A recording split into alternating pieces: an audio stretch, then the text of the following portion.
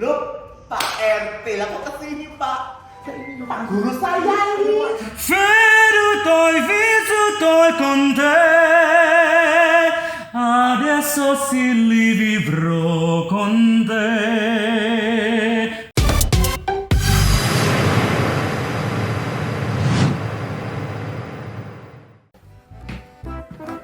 Kalian sudah tahu hari itu mau syuting, dia pakai pergi, kan bawa sendiri jadinya repot. Duh, ayo masuk kan sih, ayo,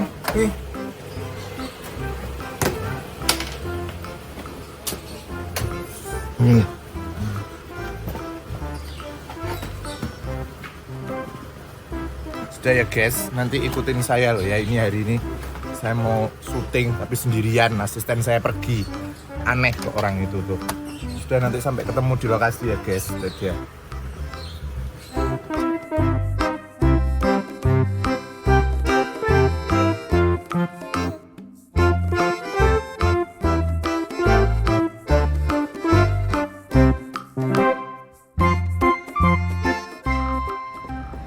Sudah sampai. Saya pakai masker dulu ya. Aduh, emang ruwet. Asistenku belangkrak. Bawaan saya ini banyak loh, ya Allah.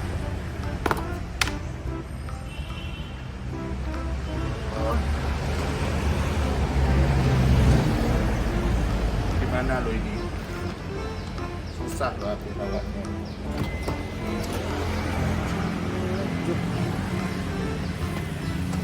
Ini tuh kita di mana toh ini? Oh, di sekolah musik. Iya, aku tuh baru inget loh hari ini. Saya tuh mau daftarin anak saya itu loh. Mau daftarin anak saya dulu ya. Bagusnya di sekolahannya Mas Erwin Kutawa itu. Loh, itu Erwin Kutawa EG Musik. Ini di mana ini naiknya? Naik ke atas. Oh, ada kelas aja yang nyanyi.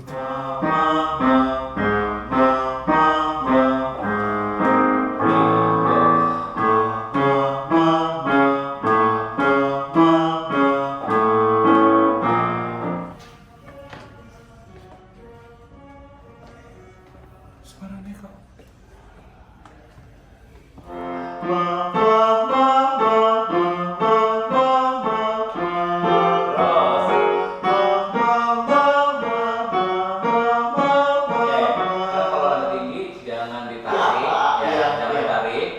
Coba ditahan. Coba ya, 1, 2, duduk kita agak 1, 2, 3, go. Nah, yes, terus. Saya kayak kenal ya suaranya ya.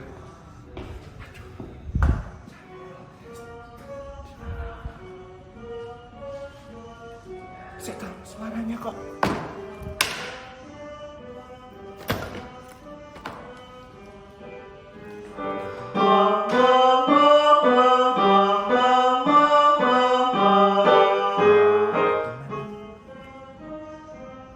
Aku penasaran, ayo. Gimana tuh ruangan ini? Ini. Loh.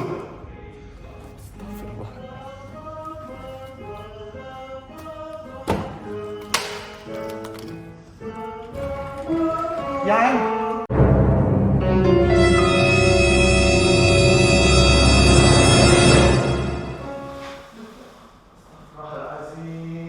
Loh, Pak RT lah kok kesini Pak? Loh, Pak RT lah kok kesini Pak? aku ngomong hari ini saya mau syuting. Aku malah pergi itu piye lo maksudmu? Hah? Tidak paham. Pak, aku bingung sih Pak. Bingung. Saya nggak tahu itu. Nyetir dewe Pak. Bawa sendiri aku. Oh, bapak dewe.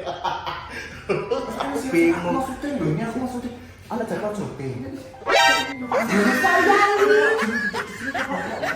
Guru saya Pak. Mbak guru saya ada yang vokal. Ya. Kok kau tahu aku mau kesini? Ya tahu. Oh, nggak tahu. Aneh gua Saya anak sudah ini. dijanji sama Pak guru saya Pak. Mohon maaf latihan vokal saya Pak. Biasa sebentar. Rekaman soalnya. Rekaman. Suaranya biar Pak Guru.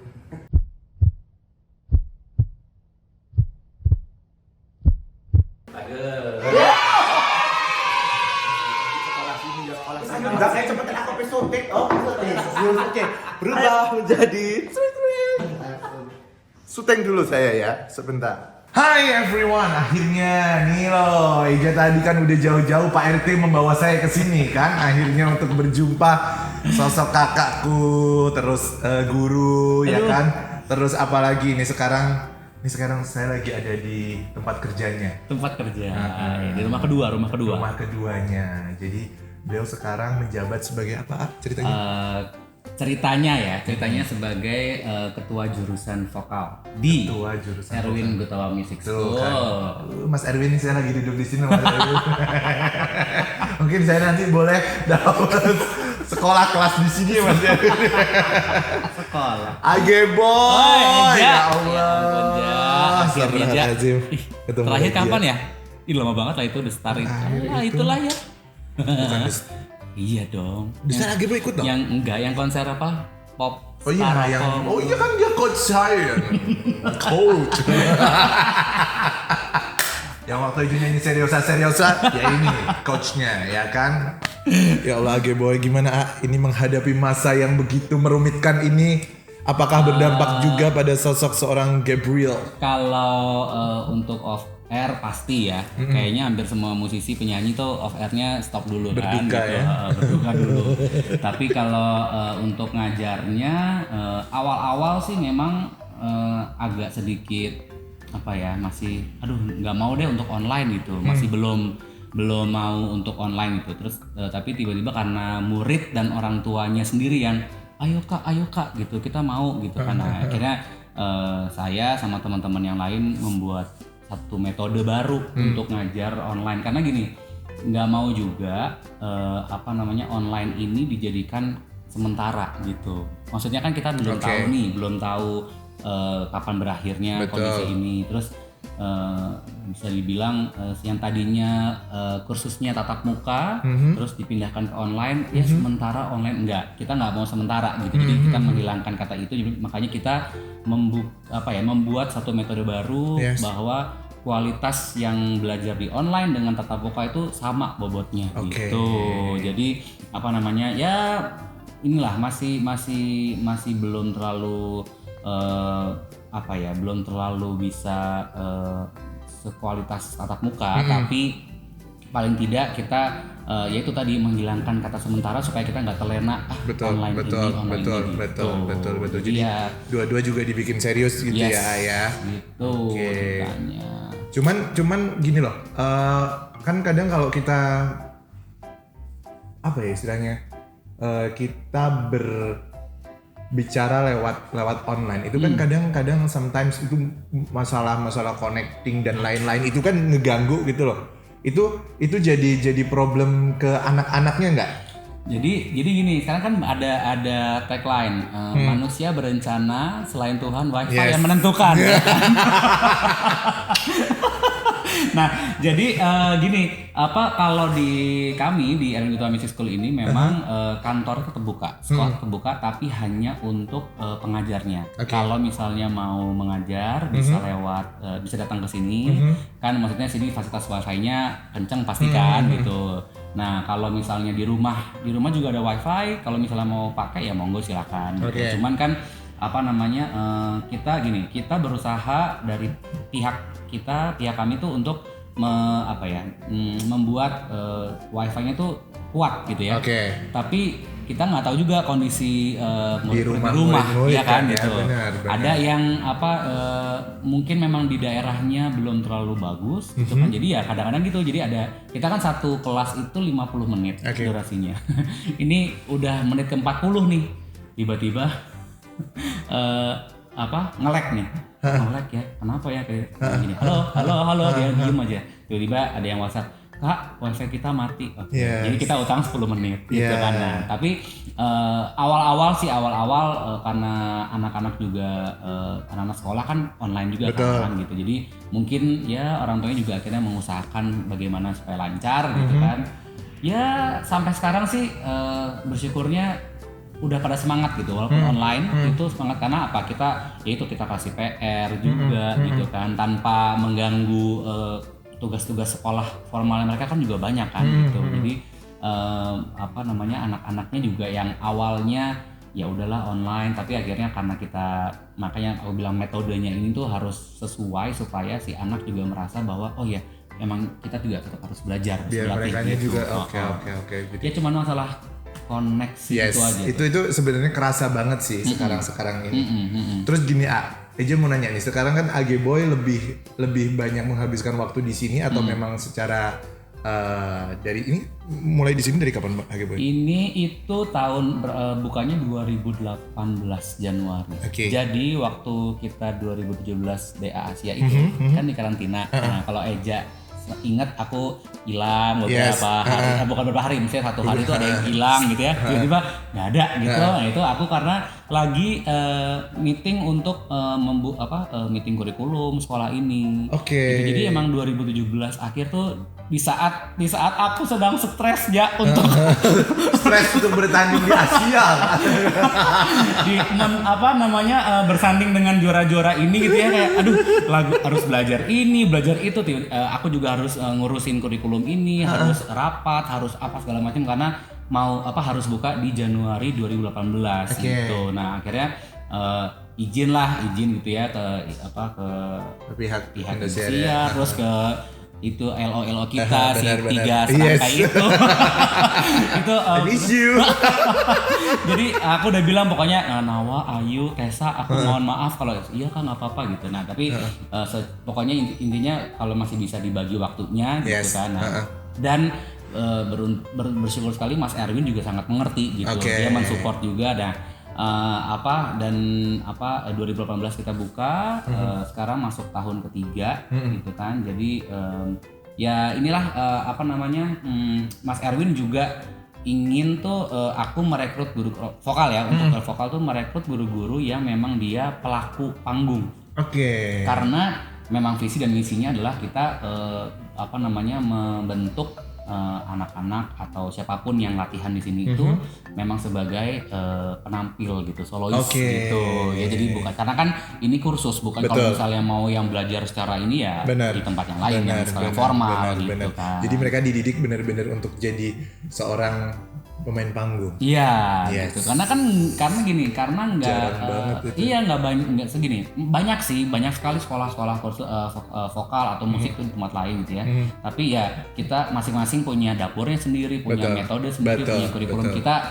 Yang pasti tuh di sini tuh Mas Erwin maunya membentuk musisi ya, membentuk musisi yang disiplin ilmu. Nah, jadi bukan hanya di panggungnya tapi bukan hanya dia stage act-nya kualitasnya bagus, tapi dia juga ngerti bahwa ilmu semua tuh ada ilmunya dipelajari gitu. Jadi sempat sih 2017 juga saya semenjak ya kita lagi kompetisi itu. Aku titip ke temenku yang memang kita sama-sama pelaku juga, tapi dia juga bisa buat kurikulum gitu. Jadi tolong di handle sebentar gitulah. Jadi ya serunya adalah stres di sana, stres di sini juga. Di sini.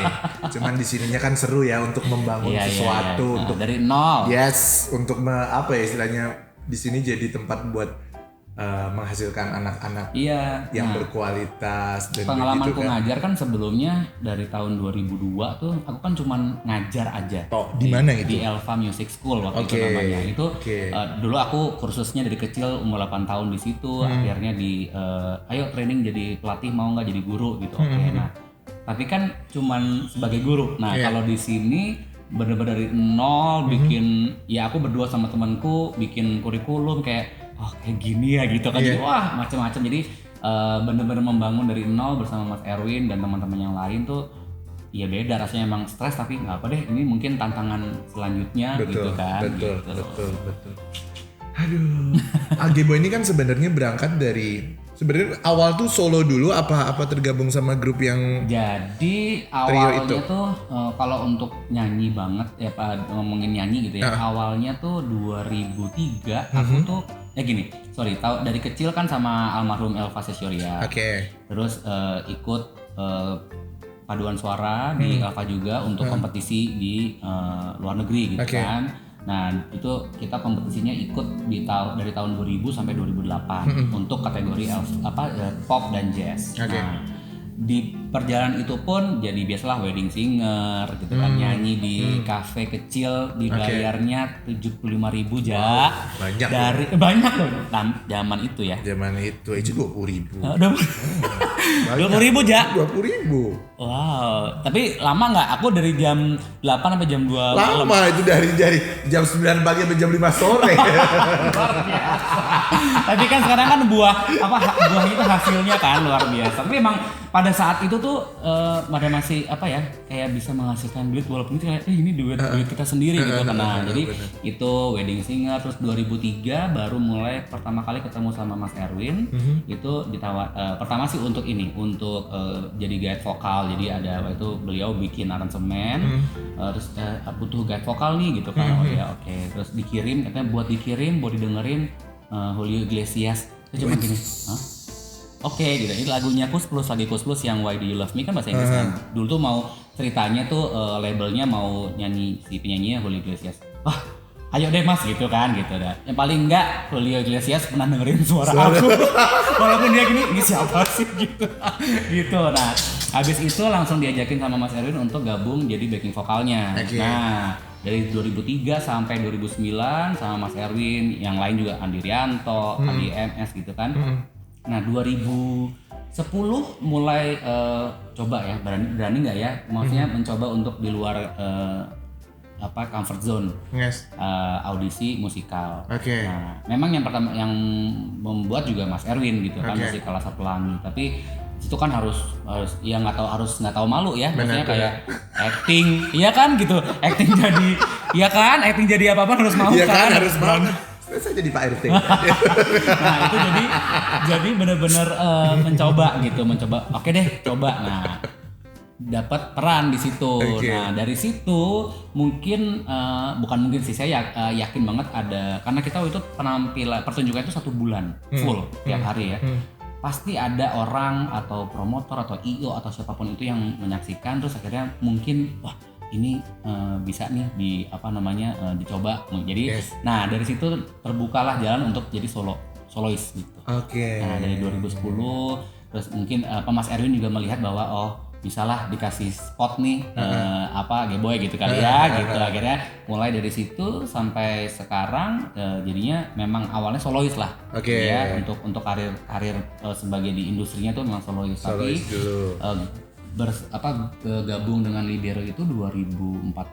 Itu pun Mas Erwin baru ya. 2014 itu pun Mas Erwin yang punya gagasan. Lu bikin deh sama temen lu berempat gitu. Nah, karena waktu itu lagi zaman-zamannya Il Divo kan. Oke, benar. Terus ntar lu bikin berempat, ntar lu yang ngatur aransemen suaranya. Cuman mikir gini, Mas boleh nggak kalau bertiga? Kalau berempat tuh saya harus mikir lagi suara satunya yang satu ngapain suaranya gitu. Akhirnya terus kalau berempat tuh kayaknya karena biasa kan gitu ya, namanya manusia ya. Betul. Ada yang lagi booming diikutin. Nah, sana berempat, banyak juga sini. Kita bertiga aja deh gitu. Karena juga Eja pasti ngerti lah, 2 kepala aja susah, gimana lebih kan gitu. Jadi itulah solois grup, tapi ya itu berkat bimbingan almarhum Bang Elva, terus Mas Erwin juga mendidiknya kita penyanyi musisi itu harus bisa jadi solois, tapi kalau jadi grup pun menjadi grup tuh harus bisa juga, karena kan harus nggak boleh egois, ya harus kerjasama. Nah menurunkan ego. Nah itu jadi itulah terbawa sampai ke sekolah ini pun. Membuat kita ada kelas private-nya juga. Tapi nanti ada satu saat sebulan 2 kali tuh kelasnya gabung sama yang lain, teman-teman yang lain gitu, untuk grup ensemble namanya gitu. Jadi itu melatih, karena kalau menurut Mas Erwin tuh bersosialisasi itu penting untuk musisi. Nah, sosialisasi itu ya itu ketemu dengan ini, kolaborasi, jamming, gitu. Begitulah. Dan itu sekarang masih ini nggak sih, Bang? Apa istilahnya apa ya istilahnya tuh? Aktivitas untuk ketemu sama libero sendiri itu masih intens nggak? Semenjak pandemi pastinya enggak. Karena gini, semenjak bulan Maret waktu itu awal pandemi kan ayahku pass away nih, meninggal bulan Maret kan gitu. Jadi pas lama yang lagi pas si Covid ini merebak gitu ya, ayahku meninggal. Terus temen satu libero tuh Danielnya pulang ke Solo, gitu ya, karena orang tuanya di sana, yang Kak Teddy di Jakarta. Nah itu tuh udah jadi masing-masing dulu sampai kita kira-kira bulan April atau Mei itu kan mulai banyak virtual nih. Bener. Nah akhirnya ada yang menawarkan libero untuk join. Ya kita ketemunya hanya virtual gitu. Terus setelah itu Daniel pun udah pulang ke Jakarta, udah mulai bukan mereda sih ya, kita bilang udah mulai bisa new normal gitu, pulang ke Jakarta.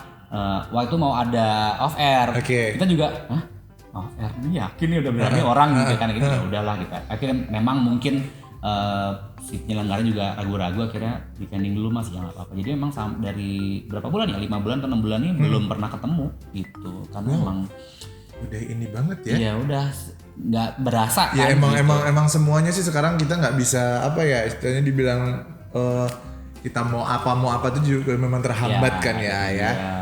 Gitu. Nah, itu kan pernah denger, ini tuh bener apa enggak? G-Boy pernah apa nih? nyanyi sama seorang David Foster. Iya, itu 2000. Itu ceritain dong bagaimana itu. Itu juga apa ya? Kalau mengutip dari omongannya temanku Dira Sugandi itu, dia ngomong gini, Boy, kan orang Dira mah Neng Dira Sunda ya. Pokoknya mah Boy, kita mah kudu punya mimpi yang paling besar aja gitu. Iya sih bener juga Neng gitu kan. Jadi waktu kecil tuh waktu SD aja tuh udah dengerin lagu David Foster waktu itu.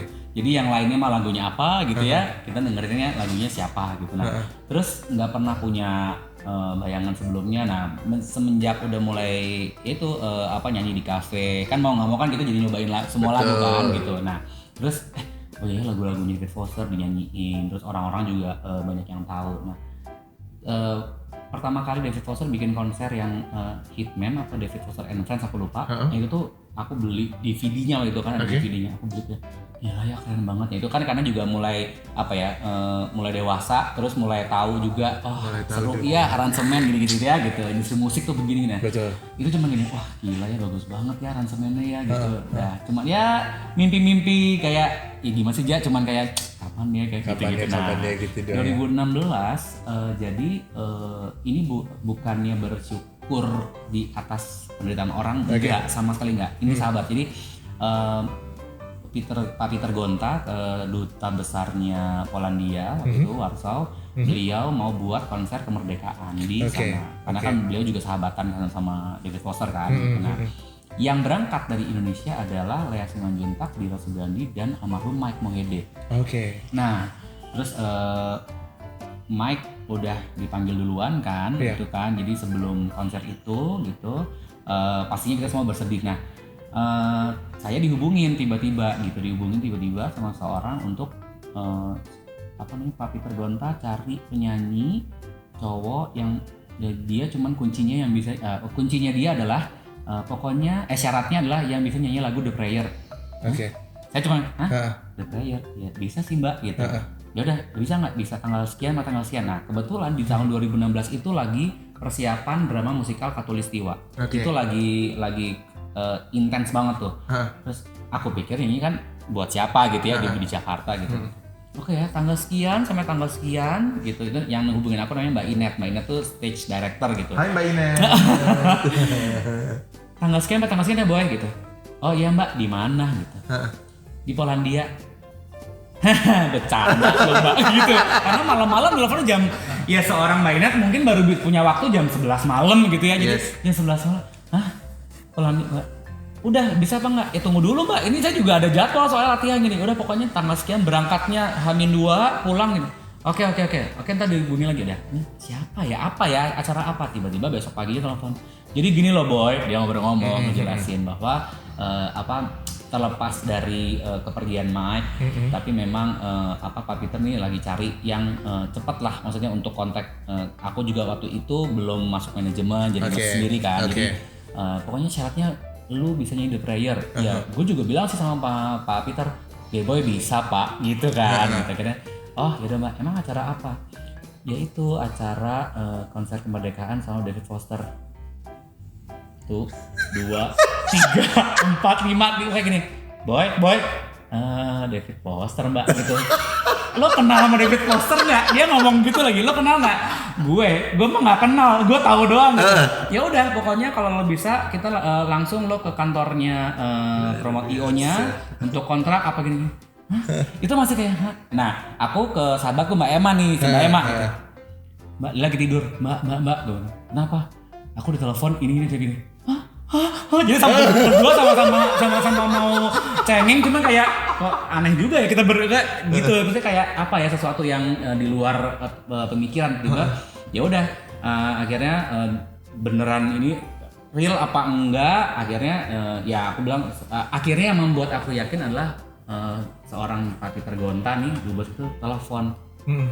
Ini nomor telepon siapa ya, nomor telepon luar negeri kan, telepon aja gitu. Pertama sempat bercanda, guys, David Foster nggak tahu. Terus tiba-tiba, halo Gabriel, ini Peter Gonta. Oh iya Pak gitu, masih ingat saya? Ya masih Pak gitu, emang udah pernah lama lah ketemu gitu. Oke, udah dibilang ya sama Inet bla bla bla bla gitu. Oke, pokoknya deal ya. Oke, kita berangkat minggu depan gini. Pak, saya visa. Udah pokoknya besok udah. Jadi selama seminggu tuh langsung intens bikin visa, ngurus apa gini, karena aku tuh termasuk yang terakhir karena semua kan udah siap kan. Gitu. Benar. Gitu. Akhirnya ya itu aku bilang tadi bukan bersyukur di atas penderitaan keluarganya Mike, bukan Mike sahabat aku juga gitu. Tapi ya balik lagi Tuhan sudah punya rencana gitu ya, rezeki sudah diatur, dan aku juga bingung sampai saat detik ini walaupun udah lewat 4 tahun itu kalau ngeliat fotonya itu kayak ini, kok bisa gue ya gitu. Tapi kalau dipikirin terus kayak ya jawabannya adalah cuma satu, ya Tuhan kasih ini buat aku gitu kan. Jadi ya itulah luar biasa banget gitu, sampai aku tuh sosmed tuh nggak posting. Jadi kayak aku kan berangkat sendiri nih, kayak duluan berangkat. Terus aku berangkat, terus baru Dira, emang jadwalnya tuh beda-beda. Oh nggak langsung bertiga berangkat? Enggak, beda-beda. Jadi Lea kemana dulu, Kaji berangkat duluan, aku sendirian gitu. Jadi pas sampai di hotel kayak, storyan gitu kan, bilang, gue jangan dimasukin dulu Lea. Karena tuh aku tuh masih kayak, ini bener apa enggak sih gitu. Nah, tiba-tiba udahlah posting, baru deh teman-teman aku tuh mensupport yang kayak, wah gila lo ya gitu, lo diam-diam tiba-tiba. Gue bukan diam-diam tiba-tiba, cuman gue kayak emang sampai ketemu nunggu dulu sampai ketemu si David Fosternya baru gue posting. Daripada gue dikira halu kan gitu. Tata yang ngiringin bukan David Foster. Iya, ntar yang ngiringin David Copperfield kan disulap nanti gue. Gitu akhirnya dan luar biasanya yaitu David Foster seorang dia latihan sama aku, itu bener-bener jadi ketemu tuh langsung halo Gabriel bla bla bla bla, udah oke yuk kita latihan, kita nggak punya banyak waktu, udah latihan 3 lagu selesai nih. Aku pikir wah udah cuma gini doang nih, langsung besok ketemu show-nya gitu. Enggak, ternyata pas aku balik ke kamar telepon sama manajernya, bisa nggak makan siang di bawah gitu. Aku pikir semuanya, ternyata enggak.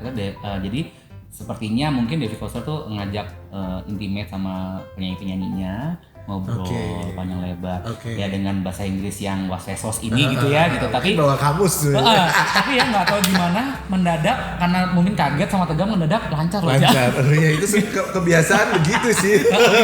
Jadi kayak mikir juga gitu, lumayan lah aku bisa nimpalin gitu. Nah kayak dia tuh pengen ngomong sama aku bahwa kita kan memang baru kenal, tapi kalau di show nanti penonton tuh nggak mau tahu kalau kita baru kenal. Penonton maunya ada chemistry yang bagus, ada chemistry yang berhasil di panggung. Jadi dia ngobrol, nanya aku ngapain aja di Indonesia gitu kan. Terus akhirnya ya aku bilang lah bahwa emang aku udah mengagumi David Foster gitu kan.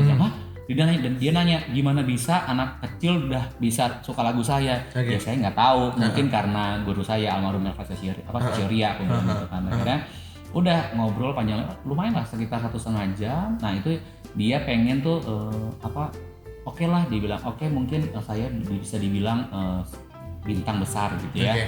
Ya, tapi saya nggak mau ada gap antara saya dengan penyanyi saya kalau kita konser. Jadi kita pengen kayak udah akrab aja. Jadi bukan jadi fake juga bukan gitu ya. Cuman dia ya kita ketawa, ngobrol apa segala macam. Akhirnya memang hasilnya pada saat di panggung jadi enak banget gitu. Jadi kayak santai banget gitu. Nggak ada nggak ada gap, nggak ada yang gimana gitu. Tapi grogi nggak? Bukan lagi ya, groginya aja itu groginya sih. Orang lagi latihan aja ya, lagu The Prayer yang awal dulu pertama kali belajar nggak hafal dong baca, akhirnya udah sering nyanyiin hafal sampai saat itu ya. Jadi nggak hafal lagi. Jadi nggak hafal. Jadi gini sama Lea tuh sampai gini, lu hafal kan, boy? Hafal sih Lea, tapi gini, enggak, gue juga bawa contekan kok jadi contek. Jadi nyanyi tuh gini, nyanyi ngeliat lirik padahal sih hafal aja gitu. Terus aku bawain lagu itu. Ya, yang lagu kedua juga You Raise Me Up tuh. Lagu Eja pasti hafal, kayaknya semua orang hafal. Mendadak rada-rada blank gitu kan gitu. Terus ya inilah marah nggak sih David Foster? Enggak, dia cuman dia tahu tuh, makanya pas ngobrol itu dia setelah latihan dia ngomong gini, saya tahu tadi kamu blank karena kamu pasti masih nervous gitu. Dia bilang wajar, saya juga kalau setiap konser pasti tetap nervous karena kan kita nggak tahu penontonnya gitu. Jadi makanya dari situ aku benar-benar aduh ini orang baik sekali gitu ya, maksudnya mau ngerangkul gitu orang yang dia menghargai lah gitu. Akhirnya udah dari situ oke, kalau misalnya sampai lu salah ya sama satu lagu Conte Party Rock itu kan bahasa Italia ya. Nyanyi dikit aja boy. Ya. Beneran pasti orang-orang banyak yang penasaran lagu yang Age Boy diiringin sama seorang David Foster. Ya, coba baca. Sama David Foster blank ditodong sama Eja blank juga nih. Aduh. Udah lama loh jangan nggak bawain lagu itu terakhir tuh ya di Asia itu jangan tiba-tiba. Di Asia apa itu? Nyanyi itu yang gimmick nyanyi lagu klasik kan mati lagu gitu ada tuh. Iya, itu lagu susah loh. Aduh. Bisa mendadakan. Cobain aja sedikit aja. Oke. Ready. Coba ya. Conte partirò paesi che non ho mai vissuto con te, adesso sì li vivrò con te, partirò. Maafin nyelip masih pagi. Aku tuh deg-degan orangnya Ja. Best kan, aduh Eja tuh ya kalau udah Age Boy itu satu penyanyi dari Indonesia yang maksudnya secara vokal itu bulat dan Eja nggak tahu teknik untuk ini kan Age Boy sekarang ada di sekolah ya, sekolah musik. Eja pengen share ke semua penonton di sana kalau kita sebagai penyanyi yang kadang kan banyak banget Eja nggak bohong di dalam Instagramnya Eja tuh ajarin dong gimana sih cara untuk mengolah vokal supaya bagus, nggak false dan lain-lain. Ini mumpung ketemu guru kan ya, jadi biar langsung dikasih tahu triknya nyanyi itu piye sih, dasarnya itu gimana, apakah harus memang basically harus suaranya dulu bagus atau memang yang kadang orang yang nyanyinya gitu tiba-tiba masuk sini bisa bagus atau gimana? Jadi gini, banyak pemahaman bahwa kalau mau jadi penyanyi ya modalnya suara harus bagus. Suara harus kan setiap orang itu, kalau aku sih meyakini setiap orang itu bisa nyanyi gitu ya. Cuman adalah masalah dia mau fokus terus karena gini, kalau mau punya suara yang bagus pasti harus latihan, ya kan gitu. Nah, latihan ini kan rutin, ya kan, bukan hanya latihan kayak misalnya tiga kali latihan bisa bagus, belum tentu. Gitu ya, kecuali emang dia special gifted gitu ya, dia bisa. Tapi kan apapun itulah, mau nyanyi, mau musisi, mau apapun itu semua tuh harus latihan dan secara rutin. Nah, masalahnya rutin itu kan membosankan. Betul. Ya kan, latihan lagi. Nah, kalau aku tuh gini, walaupun suatu rutinitas membosankan, tapi ingat aja dulu hasil akhirnya kita tuh tujuannya itu mau ngapain? Kita latihan. Mau jadi penyanyi yang baikkah? Betul. Penyanyi yang benar atau hanya sekedar ya udah nyanyi tok gitu. Nah, itu satu. Yes. Yang kedua memang nanti dengan latihan kan jadi bisa karena terbiasa. Betul. Ya, dari rutin karena terbiasa jadinya bisa. Betul. Nah, terus yang faktor yang mendukung yang mendukung selanjutnya adalah karena ini seni itu nggak tahu ya, banyak banget sih yang orang bilang dan aku setuju bahwa seni itu tidak ada yang salah, tidak ada yang betul. Ya. Itu semua adalah selera gitu. Karena seni kan kadang-kadang bawaan dari si penyanyinya sama itu. pakai perasaan kan. Betul. Kayak gini deh, misalnya Eja, aku sih pribadi kalau misalnya diundang ke pameran lukisan gitu, boro-boro gue ngerti lukisan gitu. Bener. Tapi ya udah, datang tuh cuman ngeliat lukisan, ya oke. Tapi ada satu lukisan yang ini bagus mungkin dari warnanya, dari apanya tuh, ini bagus ya gitu. Mungkin menurut pemerhati lukisan kayak yang ini tuh ini apa lagi kita nggak ngerti, aku nggak ngerti. Tapi kan aku makanya berangkat dari situ bahwa aku bilang seni itu pakai perasaan, pakai hati. Jadi faktor yang mendukung untuk penyanyi selain vokalnya bagus, intonasinya bagus, pitchnya oke, gitu, tepat itu kan dengan latihan. Tidak hanya itu gitu, kita harus sebagai musisi, penyanyi, musisi apapun itu kita harus punya feeling sama imajinasi yang kuat gitu. Karena untuk menceritakan lagu itu supaya orang gini, sekarang siapa yang nggak denger, siapa yang nggak meleleh denger Eja nyanyi, karena ya itu Eja tuh kalau aku lihat tuh dia lagu apapun tuh dia punya imajinasi sendiri bahwa lagunya tentang ini, ya kan pasti tentang harus paham dong sama lagunya karena paham kan juga cuma paham doang, tapi kan gimana caranya ya kita berada di lagu itu. Nah, itu. Jadi kalau untuk ngolah vokal ya pasti ada teknik vokal yang harus dilatih. Nah, orang kebanyakan tuh sukanya instan. Gitu kan, jadi kayak pengen buru-buru aja gitu. Nah, ini berbicara masalah instansi. Ada orang yang sekarang mereka tuh selalu beranggapan begini. Anak-anak yang lahir dari sekolah vokal dibandingkan dengan mereka yang otodidak itu untuk membangun feel, untuk tiba-tiba melakukan improvisasi dan melakukan hal-hal yang maksudnya dengan imajinasinya mereka tuh kadang beda. Kalau anak-anak yang di sekolah tuh kadang suka kepentok, kita peraturannya begini, tapi mereka yang otodidak, mereka sometimes melakukan eksperimen yang mereka bikin mau cengkok mau dipeleotin kemana aja itu mereka bebas gitu loh. Iya. Itu jadi gini, itu karena gini, banyak sebetulnya gini, tidak ada bedanya adalah gini, yang otodidak itu dia untuk dari vokal ya, dia belajar sendiri kan, belajar sendiri, akhirnya dia suka ngomong, aduh banyak lah, aku juga banyak ketemu sama teman-teman yang tapi kak saya kan otodidak, saya nggak tahu teknik vokal gini. Tapi begitu aku lihat dia nyanyi, dia nyaman dengan nyanyiannya dia, maksudnya dia tidak merasa, kan ada juga orang yang nyanyi tapi kayak maksa gitu kan, ada gitu. Kalau aku melihat kalau misalnya orang ini dia bilang otodidak tapi dia sudah nyaman dengan caranya dia bernyanyi, itulah tekniknya dia buat aku gitu. Karena dia cari sendiri kan, cari sendiri, menemukan jati dirinya sendiri, selain tadi sudah eksperimen, explore kesana sini. Ya udah itu kamu nggak usah pikirin masalah teknik vokal, ya kamu nyamannya begitu gitu. Kalau yang sekolah atau kursus gitu ya, itu tuh lebih ini sih, lebih termaintain, lebih ada gurunya tuh memagari gitu bahwa karena gini, khususnya di sini ya, aku tuh udah bilang sama teman-teman guru yang lain bahwa kita harus ingetin ke anak-anak didik kita bahwa modal utamanya seorang penyanyi itu yang paling penting adalah pita suara.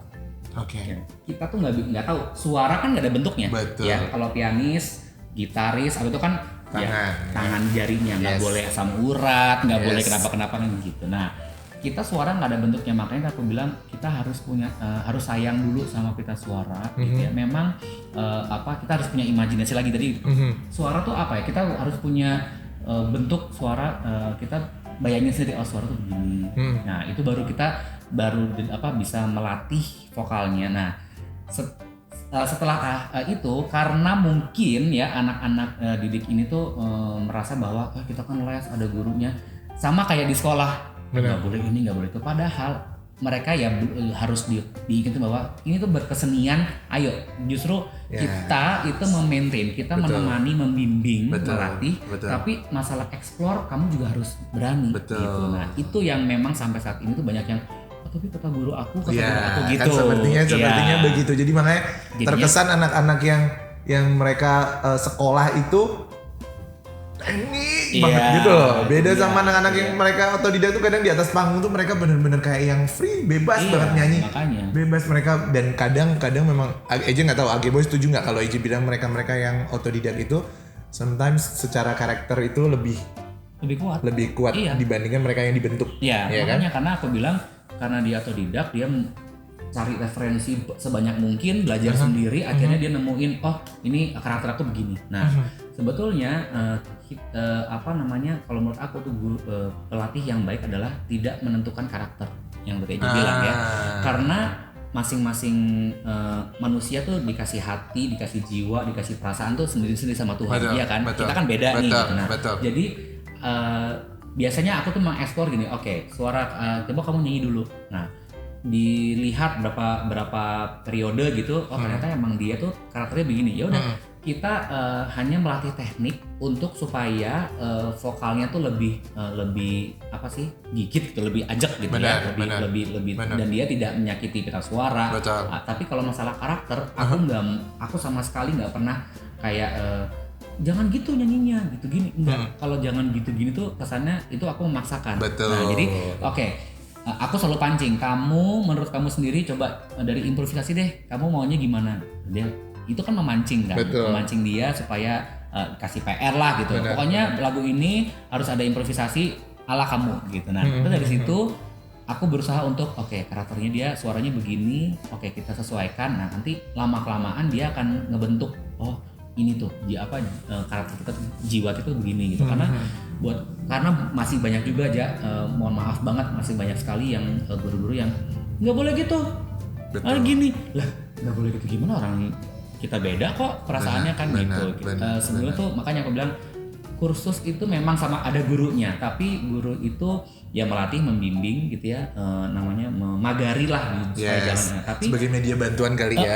Tapi kalau untuk masalah feel apa gitu ya supaya tidak kalah dengan yang otodidak, ya itu si anak juga harus dipancing juga. Namanya juga anak-anak aja gitu ya, sama ya mau anak-anak mau dewasa, karena pikirannya tuh belajar sama guru tuh, jadi ya udah apa kata guru. Iya memang guru tuh sebagai role modelnya, tapi kita guru itu harus mancing si anak bahwa iya anak tuh beda-beda, jadi justru malah ilmu buat itu juga, nanganin si A gimana, si B gimana, si C gimana gitu. Gampangan mana sih ngurusin anak-anak, apa yang mereka startnya udah istilahnya udah dibilang remaja? Ada masing-masing ada ininya sih, ada gampang ada susahnya ya. Kalau anak-anak itu apalagi misalnya yang masih kelas 1 sampai kelas 2 SD gitu ya, itu tuh kita harus ngikutin moodnya dia dulu gitu. Nah, susahnya kalau anak-anak begitu ya, jadi kita mood. Jadi kayak pernah loh aku ngajar ya, itu anak umur 5 tahun ya. 5 tahun ya. Allah. Wah, itu aku ngajar masih di Alpha Sessioria tuh, di Alpha Music School. Kebetulan tuh ini piano, anakku tuh di belakang, ini jendela nih sebelah sini gitu. Yo, vocalizing ya gitu. Dia ngikutin, aku mau duduk aja, iya sambil duduk aja nggak apa-apa gitu. Nah, terus tiba-tiba kok ini kalau lama nggak nyanyi. Kamu tahu aja dia nongkrong di ngeliatin ke jendela karena hujan dia gini. Hujan. Loh, aku bilang gini kok gini. Ya udah selesai. Akhirnya aku mau gambar. Oke, gambar. Aku mau main kuda-kudaan. Ya jadilah kuda aku di dalam kelas itu. Ya karena gini, maksudnya aku juga bilang orang tuanya, ini anak kecil tuh nggak bisa dipaksa, ya belum, dan dia tuh memang masih waktunya usia main kan, gitu.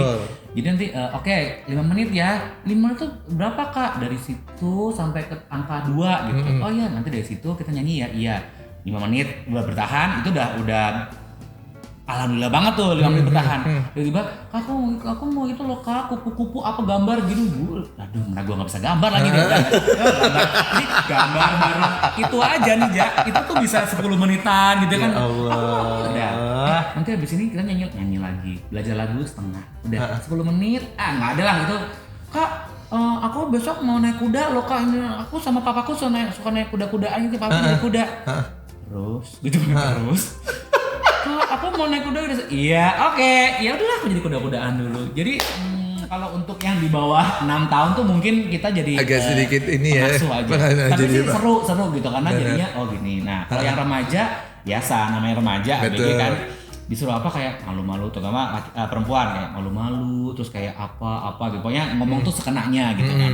Kalau anak cowok masih bisa aku tegasin gitu ya. Kalau yang cewek kan kayak ya udah aku harus belum lagi kalau misalnya anak remaja yang udah udah akil balik gitu kan masih ada macam-macam, jadi ya udahlah ikutin lagi gitu. Patah hati dan lain-lain. Nah, Oke boy, kasih tips buat mereka semua yang sekarang mereka sedang menghadapi, mungkin mereka sekarang lagi pengen ikut audisi, mereka lagi pengen ikut satu kompetisi yang entah itu mau dangdut, entah itu pop. Eja butuh Age boy kasih tips. Ya, program enggak juga sih, mending buat ngasih tahu mereka aja sebenarnya. program. Bukan program saya itu. Nggak tahu deh. Oh, mereka kadang suka bingung kalau mau kompetisi itu nyiapin lagunya kayak apa sih dan aku harus gimana sih itu loh. Eja kasih tahu ke mereka. Aku sih pribadi aku bukan anak lomba ya. Aku bukan anak lomba. Ikut kompetisi pun seumur hidup aku tuh cuma punya piala 3 sama ya kemarin itu cuma 3. Itu waktu jadi juara di Aceh. Juara 2. Itu tuh sama itu kayak kehidupan kompetisi, tapi memang sempat ngurusin jadi vokal coachnya Idol angkatnya Rini gitu. Jadi aku tahu bahwa si anak orang-orang itu kalau kompetisi ya pastilah stres, tertekan gitu ya, kepikiran. Nah, sebetulnya gini, kalau tips untuk audisi itu aku beberapa kali juga jadi juri audisi tuh aku cuman pengen ngingetin ke teman-teman semua bahwa udah pasti juri atau siapapun itu ya penilai itu mencari yang satu dari looknya, bukan look ya, maksudnya dari kita ngelihat performance-nya dia tuh nyaman apa enggak. Maksudnya nyaman dengan dirinya, nyaman dengan nyanyiannya, nyaman dengan outfitnya gitu ya. Karena kan biasa audisi pokoknya yang terbaik, yang terbidik, maksain pakai baju ini padahal dia sendiri nggak nyaman. Nah, itu kan kelihatan tuh dari kehadirannya dia tuh ngobrol tuh pasti kita ini orang nyaman, santai gitu. Oke, terus kedua ciri khas atau jati diri karakter masing-masing, karena banyak sekali yang kalau audisi tuh pasti harus nyanyi lagu yang tinggi-tinggi, padahal si orang itu yang audisi tuh bukan penyanyi yang maksudnya mengok teriak gitu loh. Teriak. Mengok nanti ada artinya di sini ya. Jadi dia memaksakan karena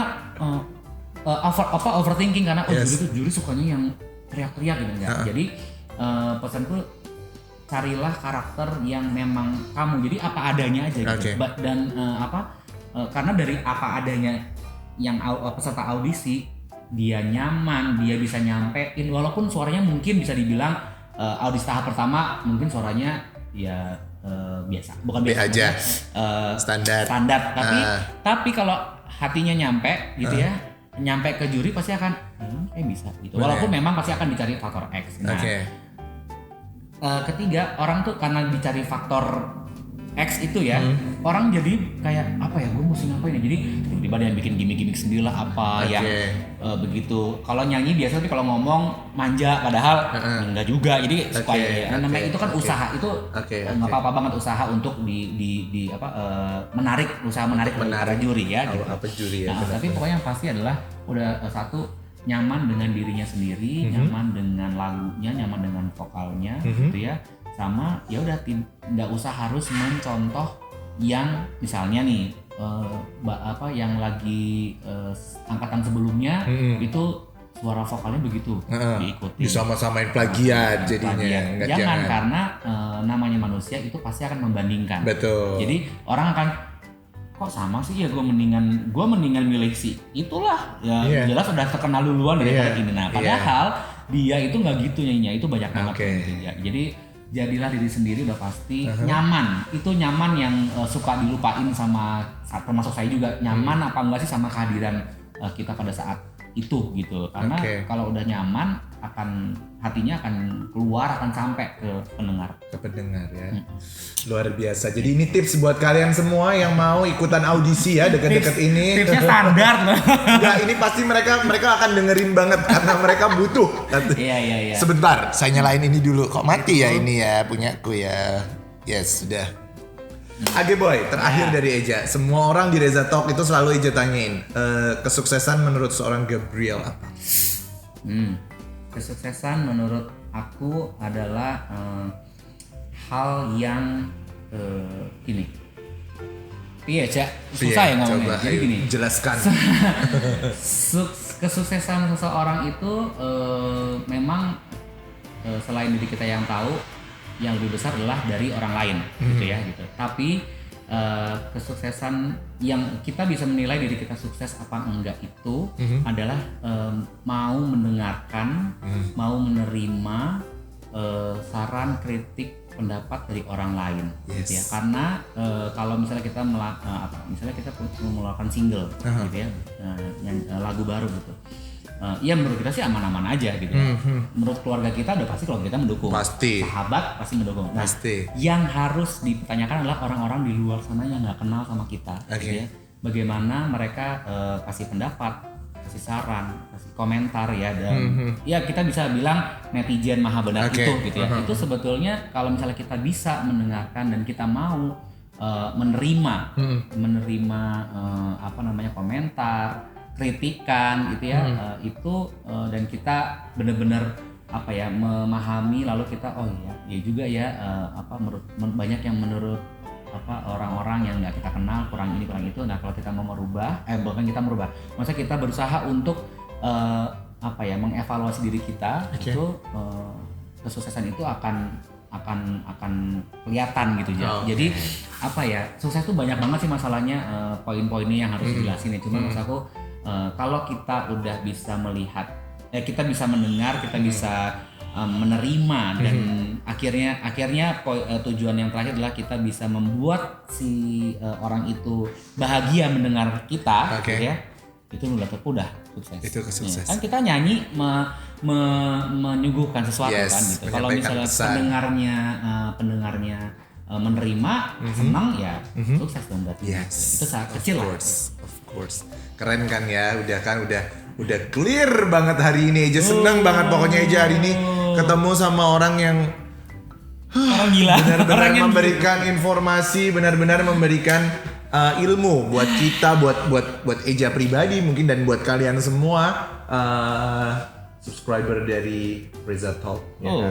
Jadi Eja sih berharap semoga apa yang disampaikan Ageboy ini sangat-sangat bermanfaat buat kalian. Dan sekali lagi tambahin satu lagi dia. Apa tuh? Pesan buat ini kan sekarang kan berdatangan banget penyanyi pendatang baru. Dan sometimes mereka itu, Eja pengen tahu tanggapan seorang Ageboy yang sekarang sudah sebagai seorang pelakon seni. Istilahnya Eja bilang Ageboy sebagai seorang pelakon seni senior yang istilahnya patut memberikan. Tua nggak sih? Gak siap.